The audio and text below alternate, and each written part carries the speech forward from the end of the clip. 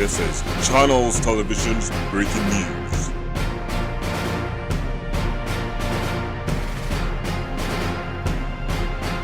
Coming in live tonight, Chagas disease, also known as the kissing bug. This parasitic, symptomatic, chronic disease affecting 21 countries in the Americas. This disease is caused by the protozoan Trypanosome cruzi.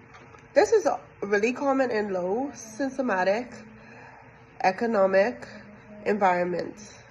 This disease can be easily transmitted by any affected person, usually by traveling or contacts with people or objects touched by the affected person. Joining us live tonight will be Dr. Dennis Williams to explain and give more insight on this potentially harmful disease to the heart, digestive system, and nervous system. Good night, Dr. Dennis. Welcome. So tell me a little bit more about this disease and how it can affect the average human. Good night. Well, the the Chagas disease exactly, it's a parasite that comes from T. cruzi. It's transmitted to human by infected the feces of the blood-sucking tritomine bug, known as also the kissing bug.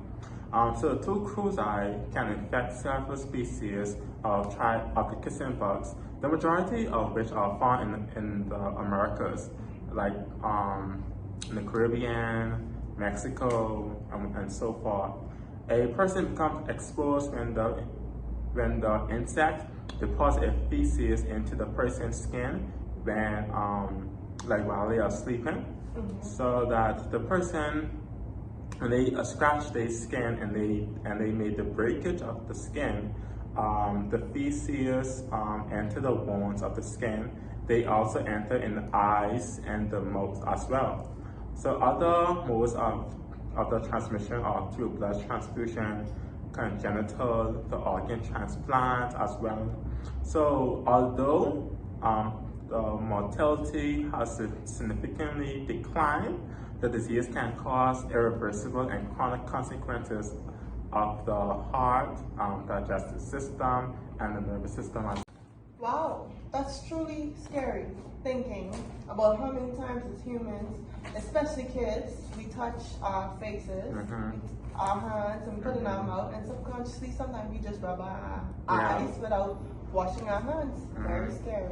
Yes. That's exactly how this can spread so rapidly, because one person can affect everyone around them without knowing until tested or experiencing symptoms. So tell me, how does one become affected? So one can become infected by eating uncooked food contaminated with feces from the kissing bugs, which is the T. cruzi parasite.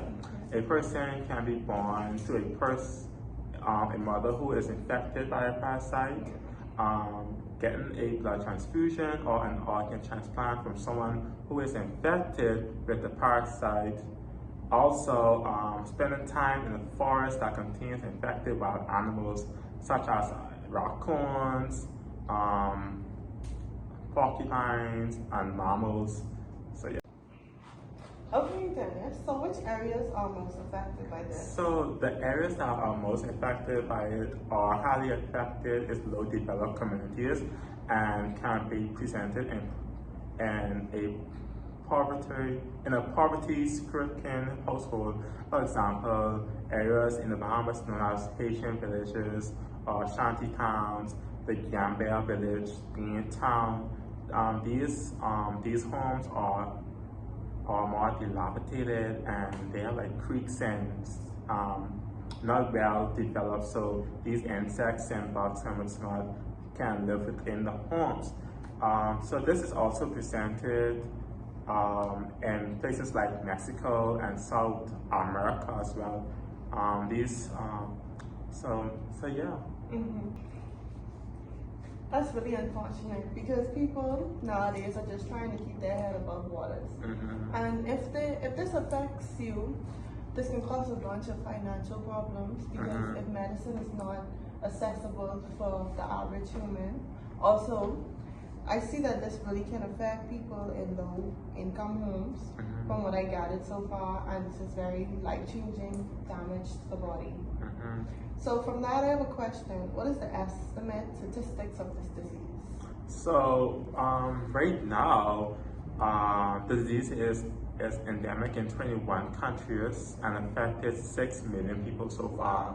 Yes. So about 70 million people are at risk of becoming infected. So right now, 6 million people are already infected with 30,000 new cases annually for all forms of transmission. So yeah, causing so 12. deaths would you say? Causing 12,000 around annually. Wow. Wow, this can really turn into a deadly global pandemic from those numbers. So tell me, there's ways to prevent or even possibly treat, right? Yes, there are treatments for it. The treatments for the Chagas disease focuses on killing the parasite and managing signs and symptoms. So during the acute phase of Chagas disease, the prescription medication benzonosol and lampit may be beneficial for the persons. Both drugs are available in regions most affected by the disease. So once the Chagas disease reaches the chronic phase, the medication won't cure the disease, but the drugs may be offered to people younger than 50 because they may help slow the progression of the disease and its most serious complications. Additional treatments depends on the specific signs, of the symptoms, like the heart-related complication. Treatment may include medications, a pacemaker or other devices control your heart rhythm, surgeries, or even a heart transplant. The digestive related complication treatment may include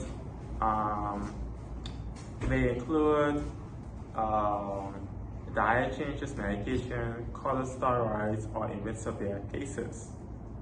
Oh my gosh.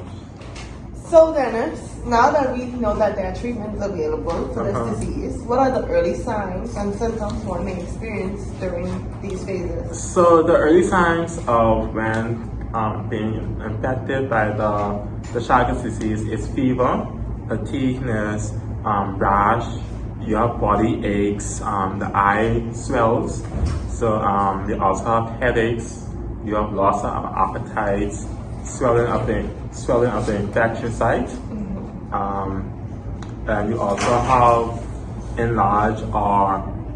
enlargement of the liver and the swelling of the glands.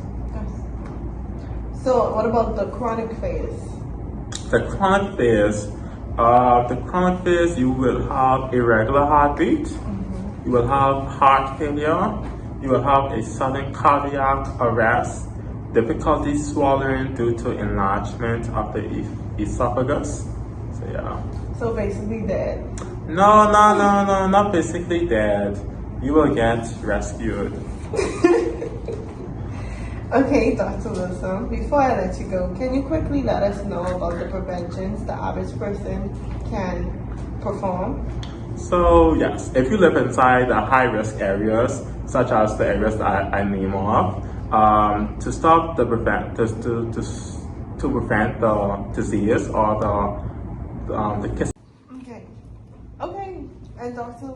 Williamson, before I let you go, can you quickly let us know the preventions an average person can perform? Well, yes, there are some preventions.